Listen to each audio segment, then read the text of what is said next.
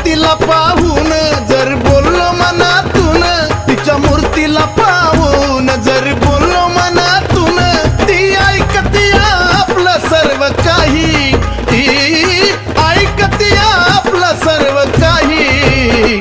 अहो ती डोंगराची माझी येडमाई, अहो ती डोंगराची माझी येडमाई, कुणाचा विश्वास तुटू देत नाही. अहो ती डोंगराची माझी येडमाई, कुणाचा विश्वास तुटू देत नाही.